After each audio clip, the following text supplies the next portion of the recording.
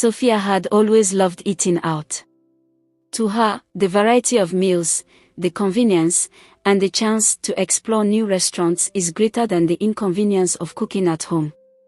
That evening, after a long day at work, she found herself in a sleek new restaurant she had recently discovered. The place had captivated her with its beautiful decor and ever-bustling crowd. After finishing a plate of her favorite meal, Sophia felt her stomach churn, not out of sickness but from the urgent need to visit the restroom. Leaving her empty plate behind, she got up and asked a nearby waitress where the restroom was. The waitress, smiling politely, pointed her toward a narrow hallway. However, upon reaching the restroom, Sophia quickly realized it was occupied. She knocked a few times but got no response other than muffled noises from within. Her stomach twisted tighter. She couldn't wait much longer and looked around, desperate for an alternative solution. Sophia's eyes drifted across the bustling restaurant, eventually landing on a door swinging slightly open. A small, worn-out sign above the doorway read "Kitchen" in faded letters. For a moment, her thoughts raced. Should I take a look? The idea crept into her mind gently at first, but then she forcefully pushed it aside. No, don't be ridiculous, Sophia. Just wait for the restroom. She shifted uncomfortably, her stomach tightening yet again. Her gaze, however, remained glued to the swinging door. She started hearing faint sound of clattering dishes and muffled voices from the kitchen.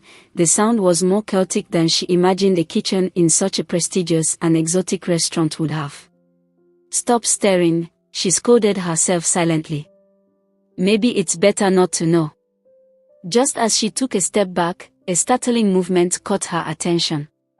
Two rats, thin, grey, and bored, ran out of a small hole near a box on the ground. They shouted noisily as they chased each other in circles before disappearing back into kitchen through the partially open door. Sophia recoiled, her brows furrowing in disbelief. Rats! Here! That food, the food I just ate. The thought stopped her cold as her mind filled with images she didn't want to entertain. Questions pelted her like raindrops. Was my meal really prepared in that kitchen? Could it be as bad as I'm imagining right now? How could this restaurant, so beautiful and stylish, possibly have rats? The rational voice in her head advised her to leave it alone. Don't ruin your evening with unnecessary drama, Sophia. Just wait for the restroom, finish up, and go home. But her curiosity bloomed like a wildfire, fueled by thoughts she couldn't suppress. What if there was something truly wrong? What if it was more than just rats? What if, before she could stop herself, Sophia stepped closer to the kitchen door? Her heart beating very fast as she carefully pushed the door open with her fingertips. It swung inward without resistance, revealing the scene on the other side. What she saw made her stomach churn violently. It stopped her in her tracks and nearly made her to vomit. Her mouth falling slightly open in shock. It was worse than anything she had prepared herself for. Her desire for the restroom was momentarily overtaken by her curiosity. The kitchen, if one could even call it that, was a nightmare, a rotten pit of dirt and mess. The odor emanating from the kitchen was like that of a rotten poop. Piles of dirty dishes leaned precariously on both sides of the sink, some with food remnants so old that they had hardened into unrecognizable brown color, and green mucus like mold that had been growing undisturbed for weeks. Sophia's eyes scanned the room as if in slow motion. Everything her eyes captured worse than the last. The kitchen cabinet, a place that is supposed to be for food preparation, were packed with unwashed cutting boards and knives caked in residue. Raw meat sat exposed to houseflies, their continuous buzzing creating a soundtrack to the chaos. Then Sophia saw the kitchen staff, and her dread stinks. The women working in the kitchen looked unkempt, their hair messy with dandruffs which can be visibly seen from their dirty hair ties, their faces covered with sweat. Their aprons, once white, she assumed, were stained beyond belief with smears of sauce, grease, and who knows what spilled on the fabric, like they hadn't been washed in years. It was then that her eyes landed on what could only be the head cook. The woman was a fat, middle-aged figure with deep lines of wrinkles on her face as she stirred a boiling pot of soup in front of her, unconcerned about the sweat dripping down her neck or the stain-covered sleeveless gown she wore. But it was what she did next that made Sophia's jaw drop. When she stopped stirring the soup for a moment, the cook absent-mindedly scratched her unshaved sweaty armpit, her bare armpit, with the very spoon she had been using to stir the soup. Before Sophia could even realize it, the woman slipped the spoon back into the pot, continuing to stir the soup like nothing had happened. A wave of disgust rolled over Sophia, and she clamped a hand over her mouth to prevent herself from vomiting. The oozing smell in the room, a mix of rotting food, sweat, and wet rags, didn't help. Rats running freely between the boxes piled across the dirty floor. Could hardly believe this was the same place serving such delicious meals to customers. Her brain screamed at her to look away, to walk back out into the dining area and pretend she hadn't seen any of this. But her feet were glued to the spot, as if the scene was too ugly to turn away from. She only snapped out of her trance when she felt she stepped on something soft and wet beneath her shoe. Looking down, she realized she had stepped on the lettuce they want to use for salad, floating lazily in the filth-dirty water on the floor. That was her breaking point. Heart pounding, she stumbled back out to the dining area, trying her best to look normal, clutching her stomach with one hand and covering her mouth with the other. Sophia fled toward her table. She grabbed her bag and moved quickly toward the exit, ignoring the smiles of the waiters as she passed by. It wasn't until she had made it outside, where the cool evening breeze kissed her sweaty skin, that she finally lost control. Bending over the gutter by the side of the road, Sophia emptied the contents of her stomach, vomiting violently, expelling the meal she had just enjoyed minutes ago. As her mind replayed the horrors she had just witnessed, tears streamed down her cheeks as she struggled to catch her breath. The memory of the sweating cook and that filthy spoon wouldn't leave her no matter how hard she tried to shove it away. As she wiped her mouth and stood upright again, a wave of regret and anger washed over her. How could she, someone who thinks she is paying so much to eat good food, have been so blind?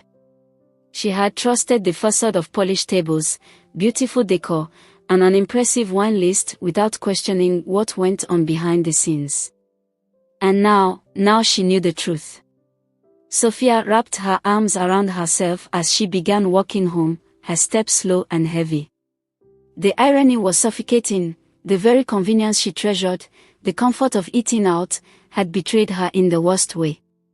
She thought back to every meal she had eaten here, and at countless other restaurants before this. She shuddered. Sophia had always been a fan of eating out, but perhaps this experience was the wake-up call she needed. She reflected on her lifestyle as she walked home. Her addiction to restaurants and food vendors wasn't something she had developed on her own. It was a habit she had learned growing up. As the eldest of 3 children, Sophia had taken on the role of caretaker at a young age, yet cooking never became part of her routine. Her parents, Mr. and Mrs. Chika, were always consumed by work. Her father was a truck driver, often gone for months at a time, while her mother owned a busy shop in the heart of the market. Their lifestyle left Ada and her siblings, Kelly and Naomi, to fend for themselves. Ada vividly remembered the day their life of eating out began.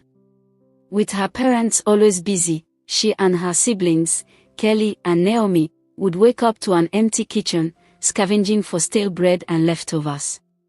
Their mother, though loving, would always rush out. Because she owned a very big busy shop in the middle of the market, she had to attend to customers who always call her phone before dawn to come and attend to them, leaving her children to fend for themselves. Evening she would buy takeaway food, which initially excited them but soon became too repetitive. Sophia, the eldest, understood why her parents worked hard, but she yearned for homemade meals. One Saturday morning, she decided to take matters into her own hands and cook rice for her siblings. However, her inexperience led to burnt rice, filling the kitchen with a charred smell. Her siblings were disappointed, and Ada felt guilty for failing to provide for them. Despite multiple attempts, her cooking endeavors ended in disaster, killing her confidence and her siblings' faith in her abilities. After complaining to their mother about how they are always hungry when he's not at home, their mother started giving them money for meals, which often meant buying junk food and snacks. With time they got tired of eating snacks, so they decided to take matters into their own hands and venture out onto the streets in search of affordable delicious food.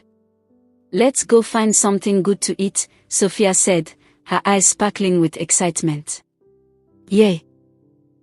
Kelly and Naomi chimed in unison, their faces lighting up with anticipation.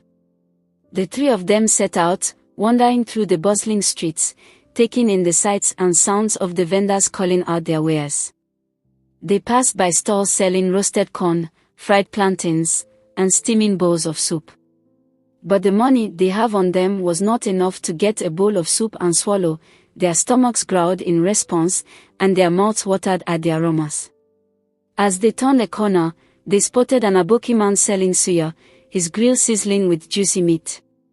The aroma of spices and charred meat wafted through the air, making their mouths water. "Suya," Kelly exclaimed, tugging on Sophia's hand. "Let's get suya." Sophia nodded, and they approached the Aboki man. He greeted them with a warm smile and began to expertly slice the meat. "How much?" Sophia asked, eyeing the succulent pieces. 50 naira per stick, the Aboki man replied. Sophia calculated quickly and handed over 100 naira. The vendor handed her 2 sticks of suya, and they eagerly took their first bites. But as soon as the meat touched their tongues, they knew something was off. The texture was slimy, and the flavor was sour. "This tastes funny," Naomi said, her face scrunching up in distaste. "Is it spoiled?" Kelly asked, his eyes wide with concern. Sophia's heart sank, but she knew they couldn't return the suya as the fierce-looking Aboki man might get angry at them and they can't afford to waste the money. She also knew that if they didn't eat it, they would be hungry again soon, and they might not have the money to buy more food. "Just eat it," Sophia said firmly, trying to hide her own disgust. "We can't waste the money." Kelly and Naomi looked at each other uncertainly, but Sophia's expression brooked no argument. They reluctantly took another bite, trying to ignore the unpleasant texture and flavor.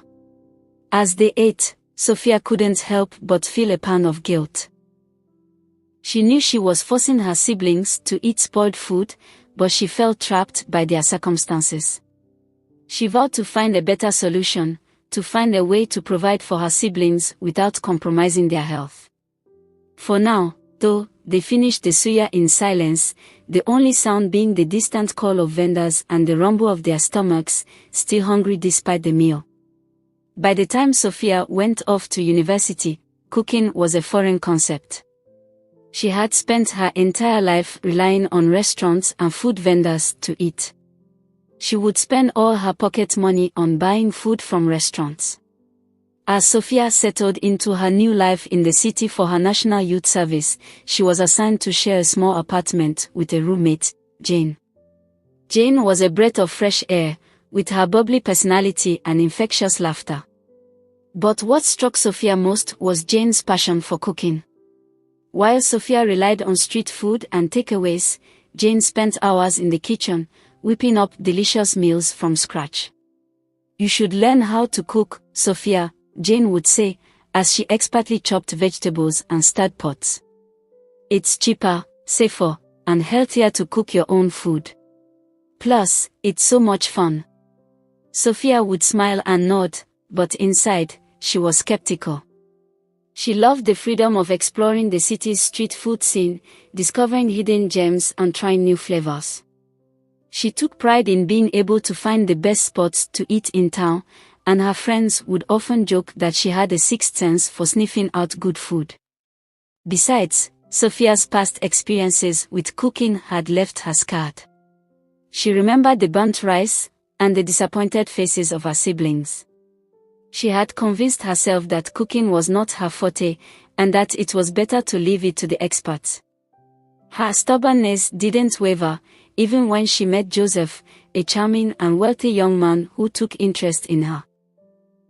Joseph often took Sophia to high-end restaurants for dates, wooing her with expensive meals and lavish gifts. It wasn't long before Sophia fell for him. But one evening, when Joseph visited her at home, things between them took an unexpected turn. After a lengthy conversation, Joseph's stomach growled, and he laughed, rubbing his abdomen. "Sophia, I'm hungry. Can you make me something to eat?" he asked playfully. Sophia froze and forced a nervous laugh. "Why cook when we can order something nice from a restaurant?" she suggested. But Joseph insisted. Seeing no way out, Sophia hesitated before admitting the embarrassing truth: she didn't know how to cook. Joseph's smile faded. He excused himself and left angrily. Shortly after, leaving Sophia feeling humiliated and rejected. Jane returned home later that evening to find Sophia lying on the bed, staring blankly at the ceiling. When asked what was wrong, Sophia lied, blaming her mood on losing some money earlier. She couldn't bring herself to tell Jane the truth. After all, Jane had warned her so many times. Life went on, and Sophia slipped back into her comfortable routine of eating out. She became a regular at a fancy new restaurant in town, where she would often order takeout on busy days. The convenience of online ordering and delivery to her office was too enticing to resist. Before the end of the month, Sophia has already spent all her allowance on purchasing food and even borrowing from one day. As she was devouring her lunch at her desk, she spotted something that made her stomach turn. A toilet flyer was on top of her food, which obviously was packaged with the food, as it appeared cooked and blended with the food. Sophia's initial reaction was disgust and irritation, but she quickly rationalized that it was just a one-time mistake. After all, she was eating at a high-end restaurant, and such establishments were supposed to maintain impeccable standards of hygiene. However, as the days went by, Sophia began to notice a decline in her health. She was plagued by frequent bouts of stomach pain and fever, which left her feeling weak and lethargic. Despite her initial reluctance, she eventually ended up in the hospital, where she spent 3 days undergoing tests and treatment. The diagnosis was not what Sophia had expected. The doctor informed her that she was suffering from salmonella, a bacterial infection caused by consuming contaminated food. Sophia was taken aback, as she had always assumed that eating at fancy restaurants guaranteed a certain level of quality and safety. The doctor's warning was stern: you need to be careful about where you eat and what you eat. Bacteria from unsanitary food practices can cause serious illnesses like salmonella. It's not just about the restaurant's reputation, it's about the handling and preparation of the food. But Sophia remained stubborn, convinced that the doctor was mistaken. She continued to frequent the same restaurant, ignoring the warning signs and putting her health at risk. Her friend tried to intervene, but Sophia was too proud to listen. Everything changed after that fateful day when she peeked into the kitchen. The horrifying scene stayed with her, haunting her thoughts. That night, she took a deep breath and made a decision, the real one this time. With Jane's help, she cleaned out her neglected kitchen, bought utensils, and started watching online cooking tutorials. Her first meal wasn't perfect, and the food lacked the presentation she was used to at restaurants, but it tasted fresh and clean, made with her own hands. Over time, cooking became an enjoyable routine. Her bond with Jane strengthened as they often cooked together, laughing over recipe mistakes and sharing meals. Joseph came back into her life, apologetic for how he had handled her confession, and the two rekindled their relationship. To his delight, Sophia proudly cooked him a warm, homemade meal when he visited her again. From that day forward, Sophia balanced her love for eating out with the joy of preparing her own meals. Above all, she learned the importance of knowing how food is made and appreciating what it meant to take care of herself.